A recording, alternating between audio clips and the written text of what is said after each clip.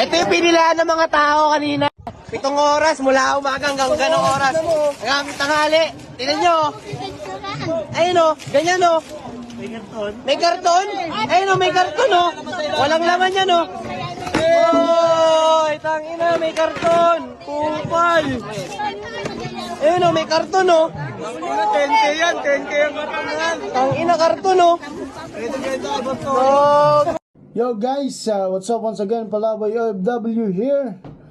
Nakita nyo yung video, napanood nyo kung gaano kakupal yung mga tao sa panahon ngayon, no? Sa gitna ng krisis, sa gitna ng mga nangyayari sa Middle East, sa mundo, sa mga kaguluhan sa paligid, nakuha mo pang magreklamo na ikaw natamad na Pilipino, ano? Dapat maging grateful tayo sa binibigay sa atin ng kung sino mang tao, kung sinong persona, mga NGO or senador like Bongo. Dapat magpasalamat kayo, hindi yung puro reklamo kayo. Yung wala ka nang ginagawa sa buhay, tapos ganyan ka pa mag-isip, napaka-reklamador. Ayan yung pinaka-kultura na ng Pinoy magreklamo. Tapos wala ka namang ginagawa sa buhay. Nasunugan na kayo, wala ka ng choice para tanggapin yan kasi tulong yan eh. Alam ko may mga taong nasa likod ng mga kupal na yan na nagre-reklamo. Rage baiting yung ginagawa nila para sirain si Senator Bongo. Dapat maging dapat maging sensitibo tayo sa mga ginagawa natin, mga lods.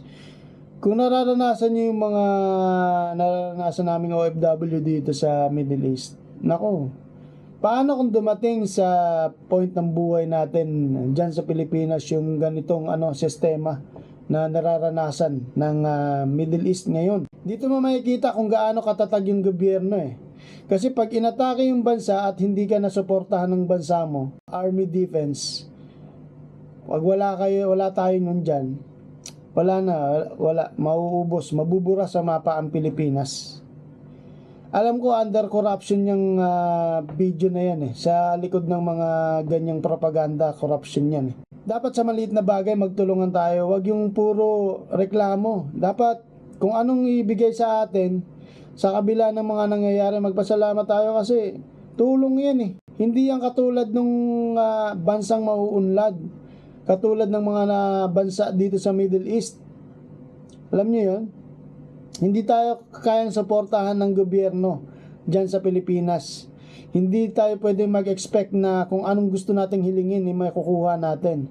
Kung ano lang yung meron, dapat tanggapin yon. Huwag yung puro reklamo. Tapos may vlogger pa na taga-Egypt na napaka-ungrateful na ginagaslight pa yung mga taong to na nabudol daw sila kasi nga may karton sa loob. Pakaliit na bagay. Magre-reklamo. Ay nako, Muslim pa man din tong babaeng to, tapos ginagaslight yung politics side niya para tirahin si Bongo. Come on girl, alam mo kabuhayan mo yung Facebook, pero dapat maging huwarang ka, tapos maging mabuting impluwensya ka rin, di ba? Huwag yung ginagaslight mo yung mga tao yung mga followers mo di ba? Salamat na lang tayo, alright?